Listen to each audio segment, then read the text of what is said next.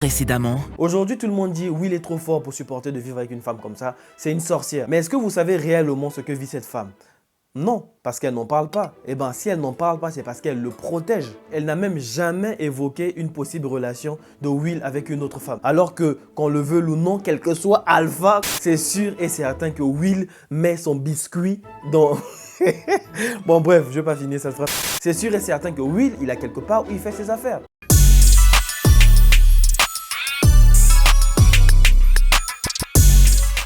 Si vous avez cliqué sur cette vidéo, malgré toutes les vidéos qui pilulent à ce sujet sur le net, ça veut dire que vous voulez en savoir plus et ça tombe bien, je vais vous en dire plus. Plusieurs nationalités, pour ne pas dire plusieurs continents, ont été pointés dans cette affaire. Donc, gardez dans un coin de votre esprit que je fais cette vidéo sous le prisme du regard d'un Africain. Aujourd'hui, on connaît quasiment tout ce que c'est que le Dubaï porta à porti. Mes confrères en ont suffisamment parlé, donc je vais éviter de répéter tout ce qu'ils ont déjà dit dans cette vidéo. Cependant, ce que je vais faire, c'est de vous parler de toutes les choses dont eux n'ont pas abordé. Et bien évidemment, on va parler de l'aspect spirituel de la chose. Je suis africain et chez nous au bled, quand les anciens voulaient faire passer un message, ils le faisaient en racontant des histoires. Et seules les personnes avec un QI positif pouvaient comprendre le message qu'on voulait leur faire passer. Et c'est ce qu'on va faire aujourd'hui. Je vais vous raconter une histoire avant de commencer cette vidéo et vous me direz dans l'espace commentaire à votre avis de quoi parle cette histoire. En gros, vous me direz dans l'espace commentaire, pour moi, la vidéo parle de, et vous dites de quoi ça parle, et vous me dites pourquoi vous pensez que ça parle de ça. L'histoire que je vais vous raconter aujourd'hui, c'est l'histoire de 3 personnes. La première personne, on va l'appeler Chandler.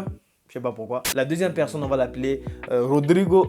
Et la troisième personne, on va l'appeler Humberto. Enfin, ne demandez pas pourquoi, c'est le nom qui me vient à l'esprit. Un jour, alors que Rodrigo rentrait chez lui après les cours, il rencontre Chandler. Je précise, Chandler, c'est le mec le plus fort du bahut. Et là, Chandler décide de bisuter Rodrigo. Il lui met 2 cobelles. Rodrigo, bien évidemment, est dégoûté. Sa mère, il rentre chez lui, il est pas bien. Et il va voir son pote Humberto. Il explique à Humberto ce qui vient de se passer. Humberto pète un câble et dit c'est pas normal, faut qu'on aille voir le directeur de l'école, bien même quelqu'un de la sécurité pour qu'il fasse quelque chose. Parce que si on fait rien, ils s'en prendront encore à toi. Rodrigo essaie de faire comprendre à Humberto que c'est pas la peine parce que Chandler l'a dit que s'il parlait de ça à quelqu'un, eh ben il viendrait cette fois-ci lui mettre 3 cobelles au lieu de 2 cobelles.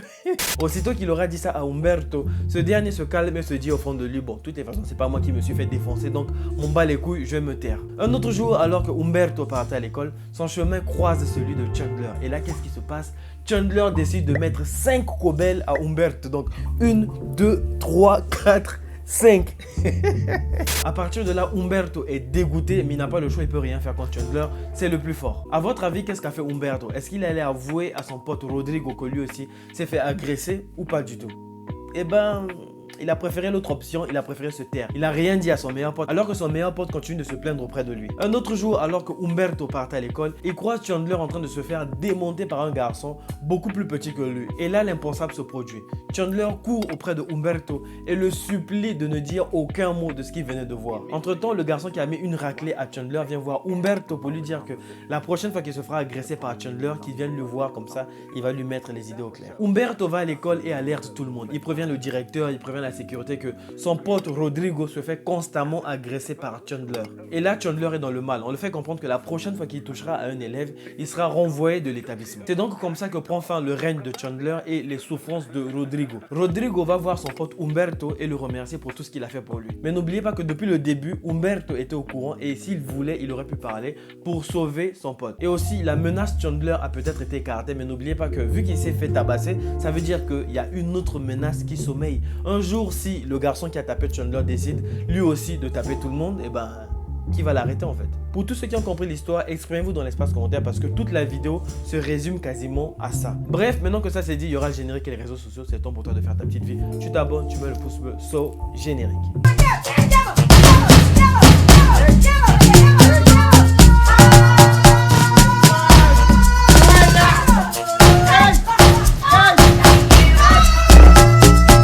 Pour tous ceux qui veulent voir les bails chelous sur Instagram, vous allez retrouver ça sur les stories enregistrées. Voilà. Vous allez juste là, vous entrez et vous allez voir tout est résumé ici. Si vous avez l'habitude de parler avec les anciens au pays, vous savez que cette histoire est très bien résumée dans un célèbre proverbe africain qui dit « Avant d'enlever l'œil de la paille de ton voisin, vérifie que tu n'as pas un couteau planté dans l'orteil. » Non.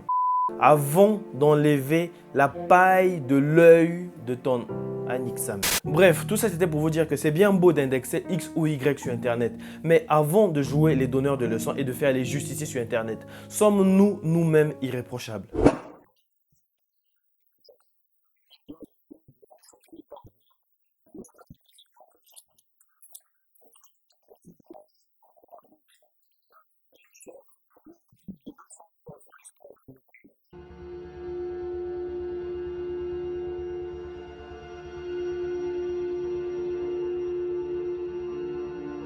Ce qui se passe en ce moment à Dubaï et qui choque tout le monde se passe aussi chez nous. Sauf que nous, on est amnésiques quand ça nous arrange. En Afrique, quand un couple commence à avoir des responsabilités ou a du mal à avoir un enfant, généralement ces derniers se dirigent vers le village pour demander à ce qu'on leur donne un enfant pour leur aider, soit dans les tâches ménagères, soit pour devenir leur enfant. La plupart du temps, ils accèdent à leur requête parce que l'enfant qui est demandé est très souvent un enfant en trop. Et en plus de ça, très souvent, ce troc est accompagné d'une grosse somme d'argent. Et entre nous, vrai soit dit, le villageois est complexé du citadin. Et quand le citadin arrive avec de si bonnes nouvelles, il est très difficile de lui dire non. Une fois l'enfant en sa possession, très vite cet enfant est sujet à différentes expériences. Ce qui en ressort la plupart du temps, c'est la maltraitance.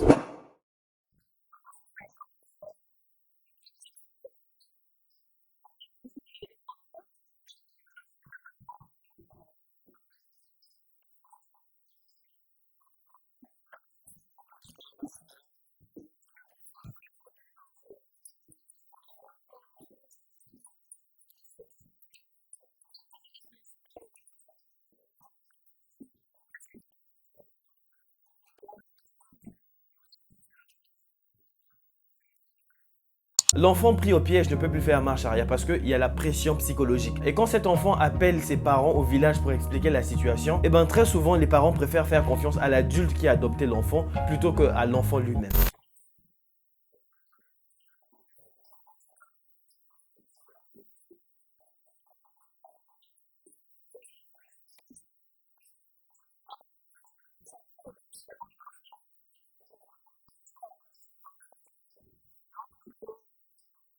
Ces pratiques existent depuis des centaines d'années. Ces personnes sont livrées à leur sort. Et ici, pas d'influenceurs pour sonner la cloche d'alerte. Tout le monde est au courant et tout le monde préfère se taire.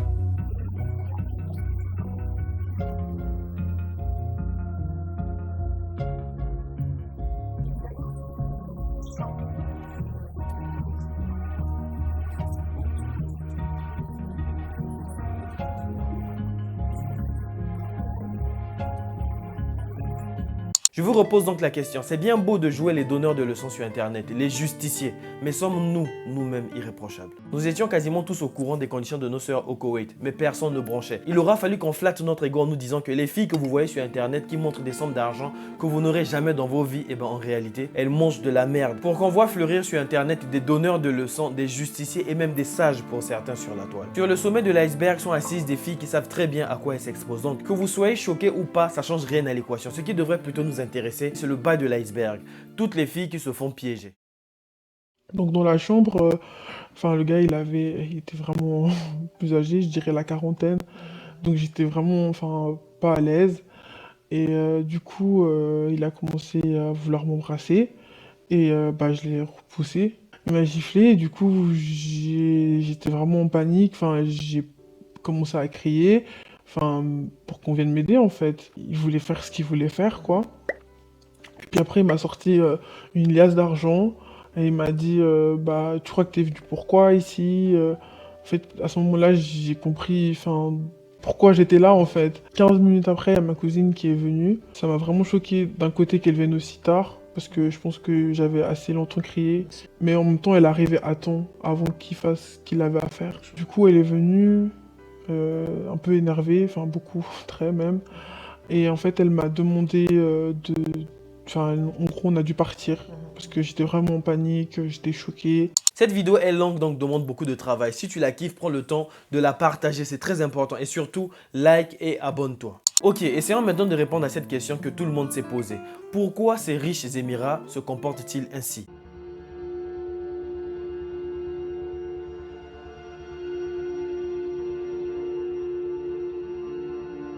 Petit disclaimer avant d'entamer ce point, je ne prétends pas avoir la vérité. Mon but en faisant cette vidéo, c'est juste de vous exposer comment moi je vois les choses. Pour moi, c'est une discussion entre potes. À défaut d'être avec moi dans mon salon maintenant pour débattre de ça, vous me dites ce que vous pensez dans l'espace commentaire et moi je vous dis ce que je pense là maintenant en vidéo. Si aujourd'hui vous ramassez 10 000 euros, une chose est sûre, vous allez acheter tout ce qui vous fait rêver. D'ailleurs, je vous souhaite de ramasser 10 000 euros. Mais bon, là n'est pas la question. Celui qui a le milliard a quasiment tout ce qui lui fait rêver. De ce fait, il cherchera à avoir ce qui n'est pas concevable d'avoir. À titre d'exemple, c'est d'ailleurs d'ailleurs pour cette raison que beaucoup de milliardaires cherchent à aller dans l'espace. Pour ces personnes, c'est pas concevable qu'on leur dise non. Et à ce jeu, ils vont très loin. Vous avez un exemple tout fait, le Dubai Porta Potty. C'est pas pour rien que ce genre de délire reste entre personnes très aisées. Tu n'entendras jamais ton pote te dire, frère, j'ai envie qu'on me chie dessus. Entre personnes consentantes, il n'y a pas de problème. Mais ces personnes, ce qu'elles veulent, c'est d'imposer leur domination. De ce fait, elles vont chercher des personnes qui ne sont pas du tout d'accord. On leur dit, venez, vous allez travailler comme domestique ou je ne sais pas quoi d'autre. Sauf que la réalité de ces personnes, c'est de pouvoir asseoir leur domination. À titre d'exemple, j'ai pu recueillir quelques commentaires que je vais lire avec vous. Et donc là, on a un type qui dit « Le fait qu'elle ne puisse pas apprécier ce qui se passe rend la vidéo encore plus excitante. » Ne montrez aucune merci à ces personnes. Je vais le faire très bientôt à ma pute. Pour ce commentaire, il s'agit d'une vidéo sur le thème de l'esclavage. Il nous dit « C'est pour ça que les femmes noires ont été créées, pour être utilisées et dégradées. Et s'il vous plaît, les hommes blancs, de toutes les façons, ma femme est noire. C'est ce que les femmes noires méritent. » Donc voilà, je vais m'arrêter là parce que c'est des dingueries. On en arrive à un point à se demander si ces personnes n'ont pas une maladie mentale. C'est donc là le sujet de notre prochain point, la paraphilie.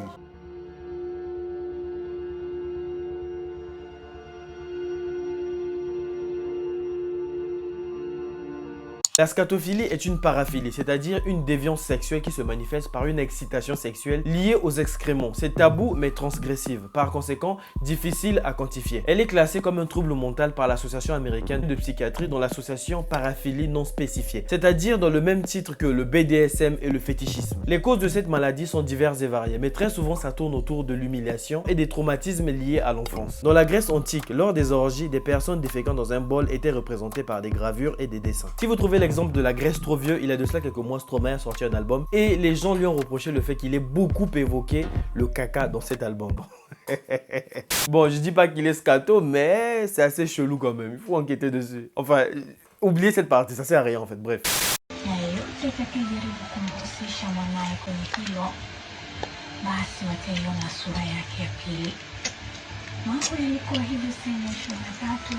Aussi dégueulasse que cette pratique peut l'être, j'ai regardé au niveau des conséquences sur la santé, j'ai pas trouvé grand chose sinon que la transmission des germes et aussi la transmission du VIH/SIDA. C'est donc beaucoup plus au niveau éthique et moral que ça dérange. C'est sûr que même le caca lui-même quand il voit ça, il doit se dire waouh, moi je suis sale mais toi tu es vraiment dégueulasse.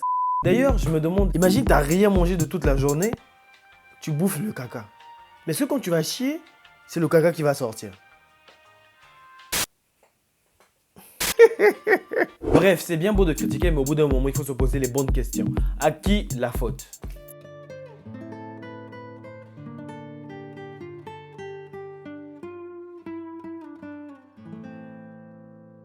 Il est très important qu'on reste concentré et qu'on arrête de vouloir mettre plus bas que terre ces filles qui le sont déjà. On le savait depuis longtemps, les réseaux sociaux se sont transformés en véritable tribunal populaire. Mais depuis quelque temps, on assiste là à une réelle chasse à l'influenceuse. On parle des influenceuses qui vont à Dubaï pour, bon, je ne sais quoi, mais dans tous les cas, est-ce que tu connais cette ville, Dubaï, personnellement? Tu l'as déjà visité? Je comprends pas votre question. Est-ce que tu connais Dubaï? Est-ce que tu as déjà visité Dubaï? Vous m'avez fait venir ici pour me parler de Dubaï?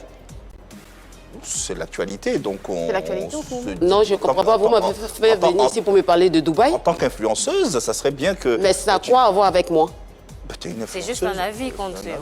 Mais non, je ne comprends pas. Ça a quoi à voir avec moi?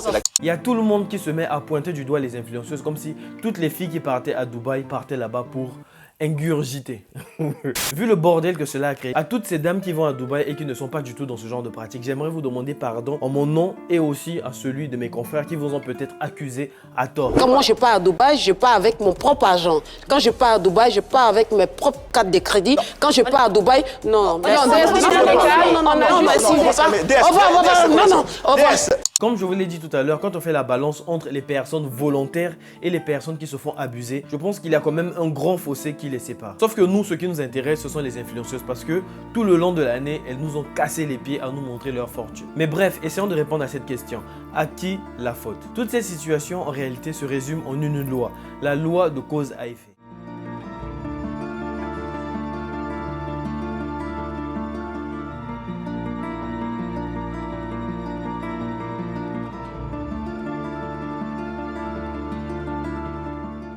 Nos politiciens font la politique du ventre, de la poche et de l'autruche. Résultat, le taux du chômage bat des records. Et quand un riche émirat propose à ta soeur de venir passer les vacances tout frais, tout payé à Dubaï, on est généralement les premiers à dire « Eh ma chérie, toi tu as la chance d'être !» Parce que la réalité est telle que si on avait proposé à toutes ces personnes qui jouent les seins sur internet de venir à Dubaï, beaucoup d'entre elles auraient accepté. Entre nous, vrai soit dit, quand tu vois ta mère et ton père gravement malades et que le reste de ta famille te regarde comme si tu étais leur dernier espoir, quand ce genre de proposition arrive, le choix est très vite fait. Après, je dis pas que c'est mon cas, je suis juste en train de vous exposer les faits, donc commencez pas à psychoter. Je suis pas là en train de soutenir les personnes qui acceptent de manger de la merde. Je suis juste là en train de vous dire d'arrêter de jouer les moralisateurs et de pencher la balance vers le vrai problème lui-même, qui sont les personnes qui vont là-bas et qui se font piéger. Parce que tant que ce fléau existera, il y aura toujours des victimes. Comme le dit un célèbre proverbe, celui qui a faim n'examine pas la sauce.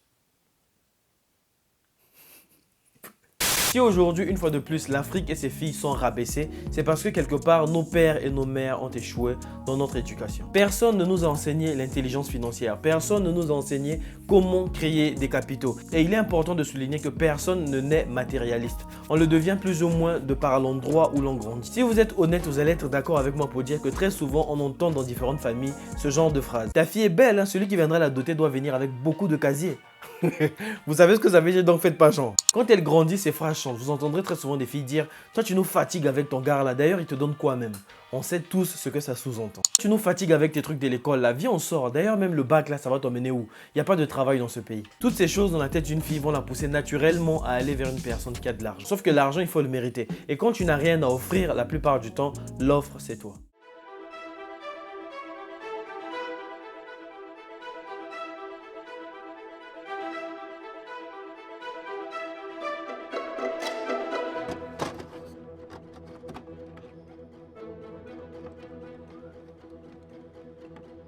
Guys, c'était tout pour cette vidéo. On se dit à de prochaines vidéos. Ça doit faire 2 heures depuis que je suis là en train de tourner. Je suis au bout de ma vie. Objectif de la vidéo, 5000 likes. S'il y a 5000 likes, je mettrai la suite. Pour ce qui concerne les membres de la chaîne, ne vous inquiétez pas. La vidéo est déjà disponible dans l'onglet communauté. Pour tous ceux qui veulent voir les bails chelous sur Instagram, vous allez retrouver ça sur les stories enregistrées. Voilà. Vous allez juste là, vous entrez et vous allez voir tout est résumé ici. Si vous aimez des histoires sur les bails chelous, sur les pactes des artistes, je vous invite à vous abonner. Et ensuite, on se dit à de prochaines vidéos. C'était votre gars sur moi. Baba, bye!